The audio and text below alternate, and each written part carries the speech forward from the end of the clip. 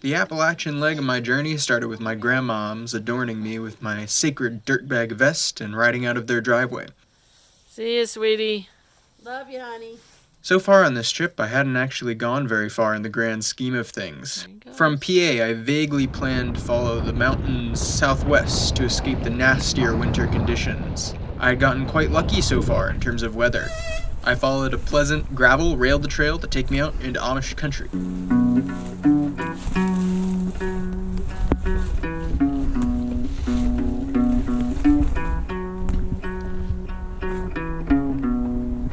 The backroads of Lancaster County are some of the best, most practical backroads to bike on in the US.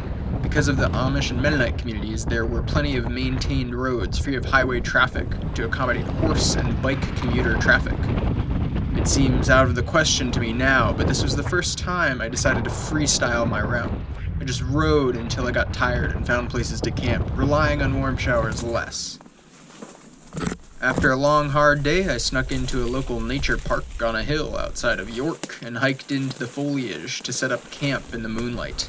Quite a cold night, especially in the morning, starting the ride with a whistling descent into town.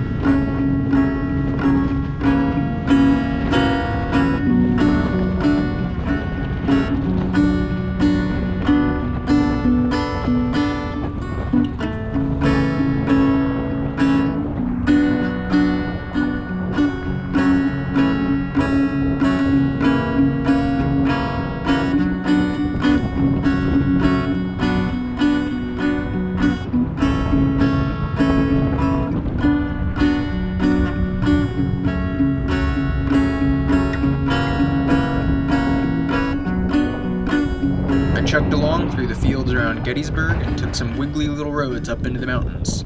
The grades of the small roads were astronomical. I took a wrong turn that led to a massive increase in elevation gain. The grades definitely kept my knees in check with my poor road 1x setup. By nightfall, I was in Maryland. I looked up on the map and found a shelter on the Appalachian Trail that wasn't too far from the road. So I hiked my bike up along the trail, up some gnarly stairs. So I know what to do tomorrow. That goes to someone's fucking driveway, and their house is like totally unoccupied. It's like under construction and shit. So yeah, I know I'm not doing the stairs in the morning. Should have ignored that trespassing sign, but you never know. In the middle of February, there weren't many hikers, let alone thru hikers, so I had the little shelter to myself, except for the rodents in the rafters. I filtered water to drink and cook with at a little spring not far from camp. It was a perfect night to throw a sleeping pad and a shelter. It wasn't too cold, but I got to keep my tent dry from the overnight rain. I flew down into the valley on wet, steep, and windy roads. I remember a few moments that were kind of dicey. I was very aware of how much brake I was pulling on some of the sharper corners. I certainly didn't want to find the limits of my tire's grip with a full touring load hurtling down a soaking wet road. I made my way south to the Potomac River to cross into Virginia. It was the most claustrophobic sidewalk across the bridge. Only a few inches of clearance on either side of my panniers. God forbid I would have to pass someone. It would have been far better without the guardrail on the left, but I managed it fine. I followed smaller and smaller backroads just to the east of the Blue Ridge. By lunchtime, it was raining quite a bit, and I began to eat some dirt.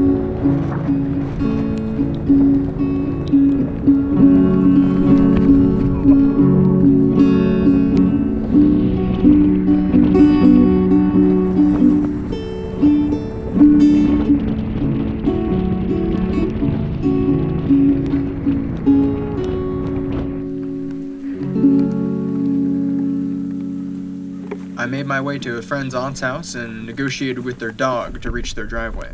I was able to stay inside and clean off the dirt, a true lifesaver. Not that I would be allowed to stay dry for long. The next day I embarked to cross the Blue Ridge through Thornton Gap, but it was quite soggy.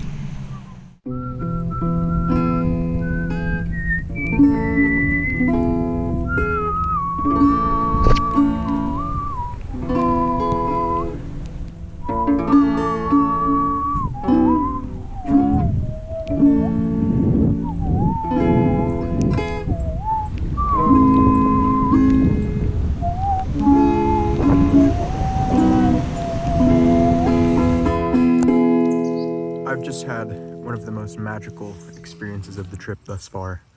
We're climbing up into this cloud. And that is it. No.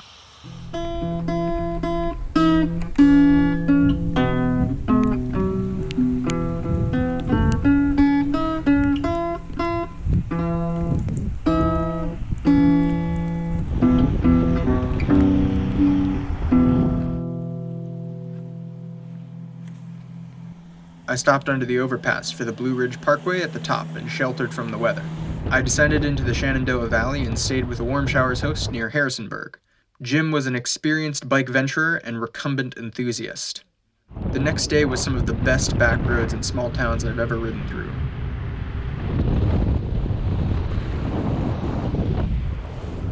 It's beautiful out here. Really love it.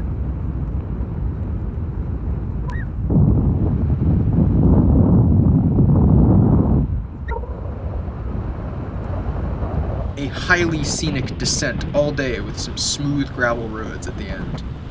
I stayed with some veteran Warm Showers hosts located right on the Trans Am route. They made some excellent veggie burgers and I got to play with their animals. I don't know what I was expecting, but the next day was also incredibly wet. I roughly followed the Trans Am route all day. Lots of puddles and swollen rivers.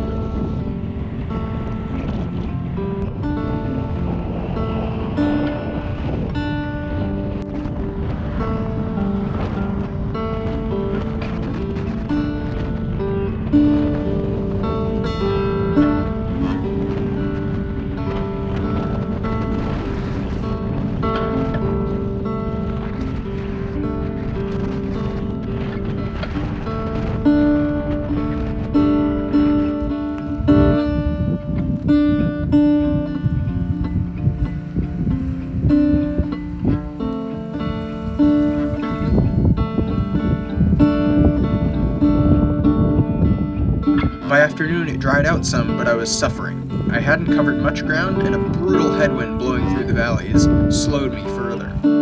The audio from this clip got corrupted, but I was probably complaining about the wind. It did chill out a bit when I got up into the little mountain roads, but there were still some pretty exposed sections as I crossed some pastures. I planned to climb about 2,000 feet up onto a ridge, but I was so beat down by the end of the day that when I found an Appalachian Trail / Trans Am route hostel, I couldn't refuse. Given it was the middle of winter, I had the place pretty much to myself. Really dodged a bullet. 30-mile-an-hour freezing winds whipped across the ridge all night. Instead, I got to enjoy a shower and cat attention. The scenic mountain roads in the morning were stunning. By midday, the roads were sadly more typical of American bike travel, strip malls and highways. I stopped in a Meglo Mart for lunchies. I was able to sit on a bench and watch my bike from the wharf to the store as I ate. But I was able to make it into the backcountry to camp. I set up shop in a recreation area that was closed for the season. It got wicked cold that night, I think around 14 degrees. The water froze to my dishes before I was able to properly wash them. The morning was pretty rough, but starting a little late, I managed to escape my hideout in the cold. Unlike the past several days, I had good weather, a tailwind, and a slight downhill all the way to the Tennessee state line. I discovered an absolutely wacky vegan snack on my way. I reached Bristol and spent my first day sitting still since eastern Pennsylvania. This is the most hellish, egregious suburban nightmare. They've arranged the businesses to look like an old downtown, but really, That's just all the back doors because there's a huge fucking vat of parking lot just behind there. And there's no fucking pedestrian access to this from the street. It's just for fucking show. It's a bunch of chain shit. It's fucking hellish, man. Look at that. I headed west out of town and enjoyed some lovely residential roads. Then I got up to some fun on a windy climb and descent to a neato little bike trail to drop the rest of the way off the ridge. But I got a little carried away and my feet lost the pedals. Oh boy.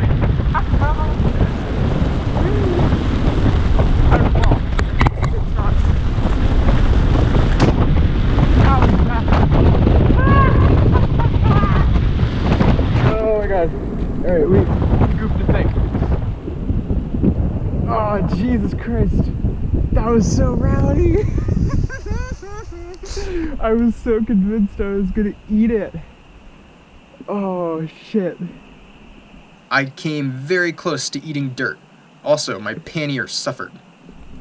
There it is. So now she's down there. Grab. What if you can grab?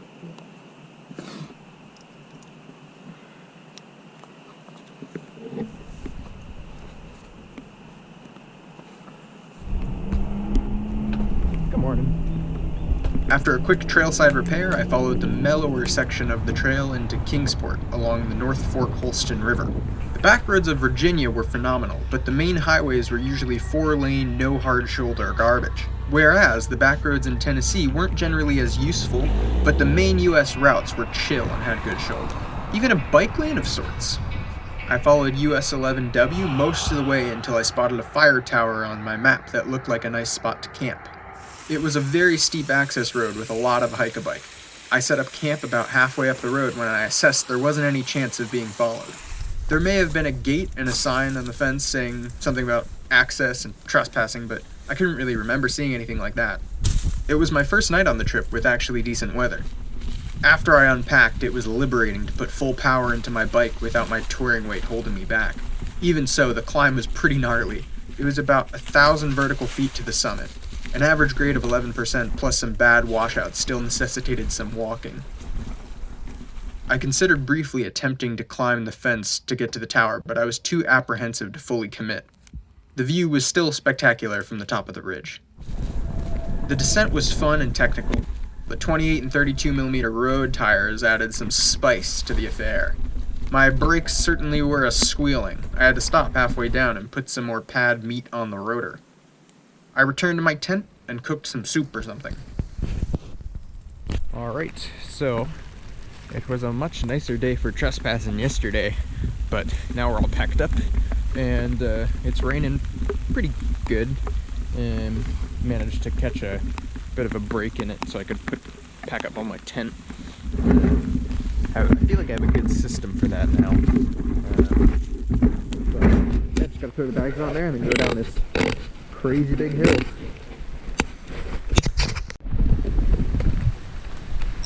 Here we go. This is why I don't think any cars were likely to come up here. It's pleasant though. Oh god, the pleasantness. So pleasant. Can I get over this without totally dismounting? Something tells me probably not. Oh. I don't know, I'm trying to think like if what kind of car would need to get over this, you know? It's like that spot right there, that's really fucked.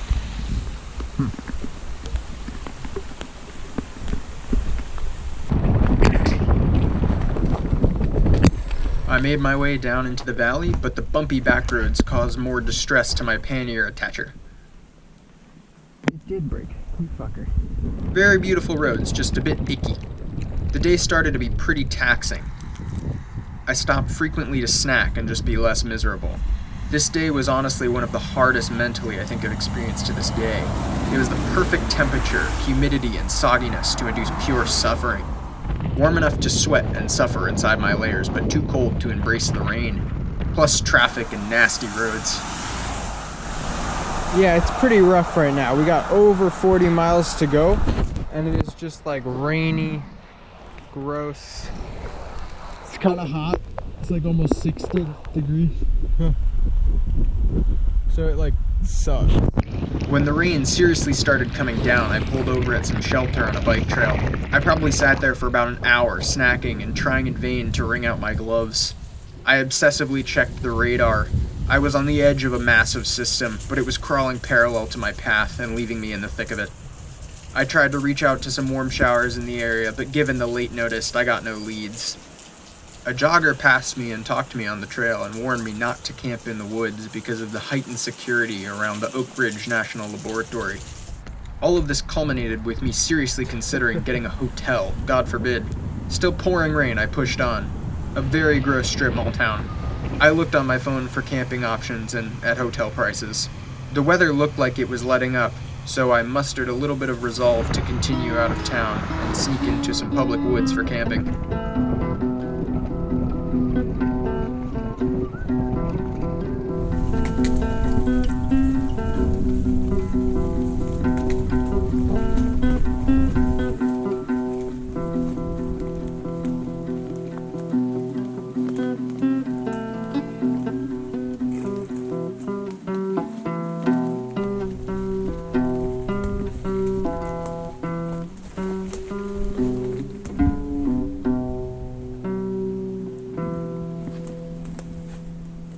When I finally got set up, getting to rest and peel off the nastiness of the day was incredible.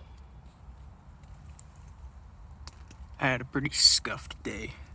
Now we're stealth camping out here in these government lands. But, feeling pretty good.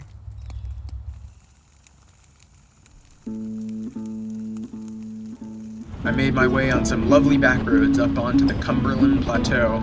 It was cold but clear, and I was able to dry off my tent. There was an awesome waterfall with some cool geology.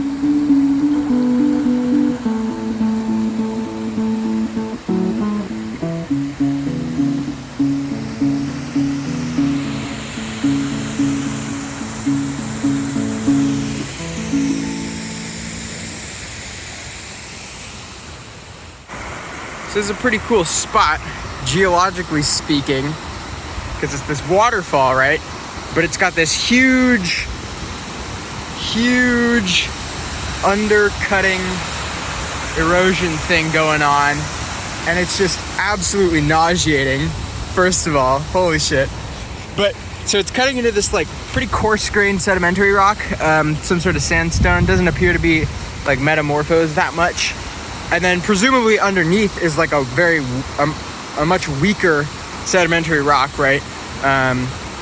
It kind of looks like, it's hard to tell from here, but maybe it's like finer grain, something that's like getting cut away easier, hence the big underhang, overhang, I don't know what you call it over there. But then up here, we've got this cool thing. So like it's dipping, if you look over there, it's dipping kind of like towards me a little bit, like towards that way. It's dipping this way a little bit, but that's like, it's mostly flat. But then if you look over here, you got these bits of sandstone that are all like wave shaped like that, like little like crescent up. And that's evidence of the sediment, like how the sediment was being sorted and moved before it lithified.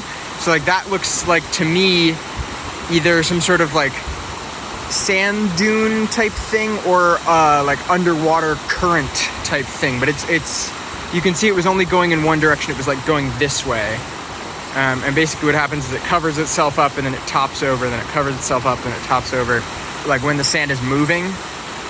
And then but then if you kind of follow that like line below that, you can't, it's not as well sorted. Like that would have been, I guess, stiller whatever, where it was accumulating the sediment below us. But then if you kind of follow that line over here, I think, so since, like I said, it was dipping this way, we have to go up a little bit. But if you go over here, it's like you look, and it's not this layer, but I think it might be the next layer that corresponds to that stuff, and you can't see it so well. We're not in the best cross section, but if you kind of compare like where it's fractured, it's all at this like little slant like that.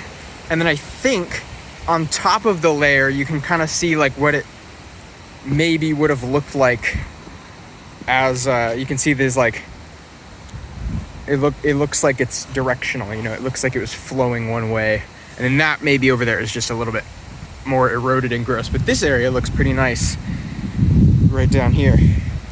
And so I think that this area corresponds to the squiggles over there, because it's like the other layers don't fracture at this angle like that, and the dip isn't really aligned with this plate right here.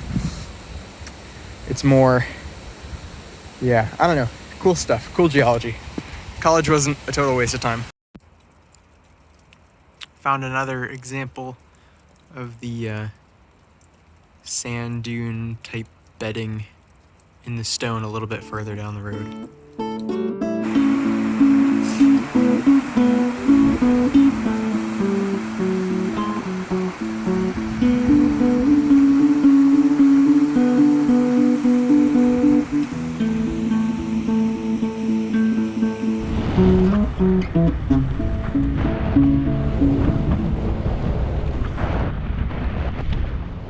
The descent off the plateau was highly scenic. I stayed with a lovely warm showers host in Sparta in the valley. The next day was highly wet. That right there is the worst kind of driver. Just sat on my ass for like 2 minutes, and it's like the road is fucking empty. Go around past me. I don't know, man. Like, you never seen a slow moving vehicle on the road before. You know, what do? Sit on its ass while the road in front of you is empty. There's plenty of room to pass. You're just a stickler for the double yellow, but like, fuck, man. I did some okay highway riding in the morning, and my oh my, did it pour rain, then slushy snow. I was soaked and seriously cold. I had to shelter, so I took a long lunch break in a convenience store. I took a lot of time on my ass inside waiting for the weather. By afternoon it dried up a bit and I hit some primo back roads. I was actually able to unwet several of my things, including my gloves on the ride. No! Lots of dogs in Tennessee though. I made it to Shelbyville and hiked along some power lines and up into a frosty swamp and set up my tent under some thick brush.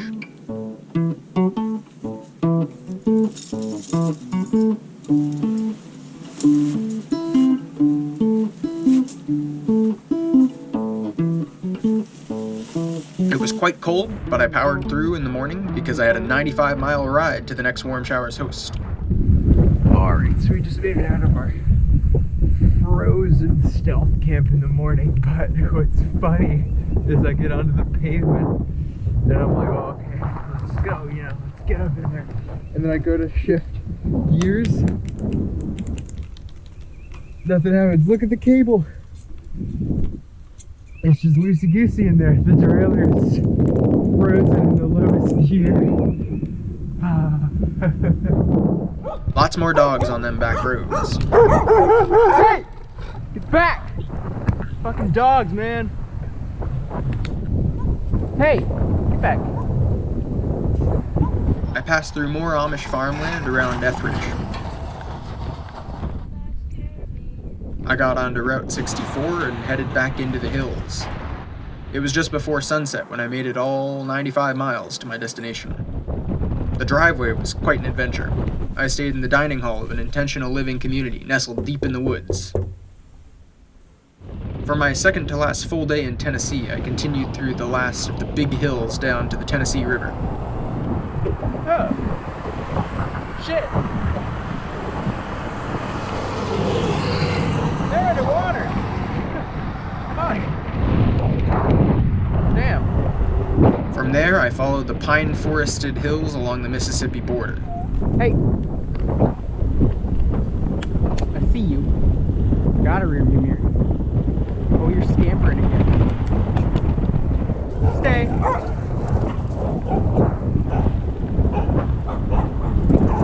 Stay. Stop.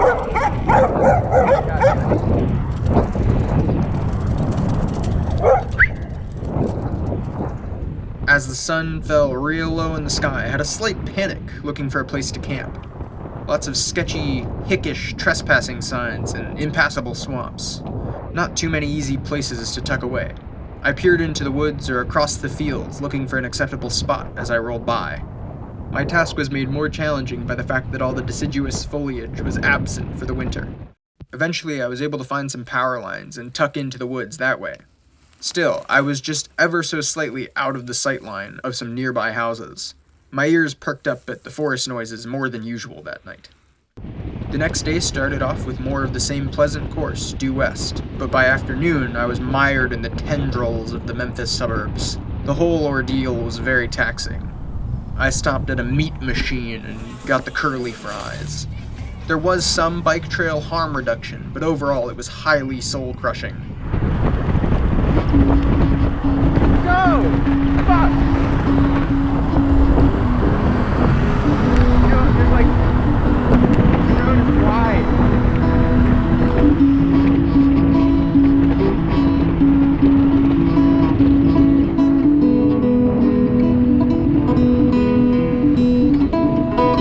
Nasty McMansion with gnarly nubs. Fortunately, I was able to stay in town with the friend of my host from 2 nights before. It was a lovely shelter from the rain. From there, I braced myself for the next month or so of riding. I knew once I crossed into the flat lands west of the Mississippi, the rain and the wind would only get worse. Be sure to like and subscribe for part 3.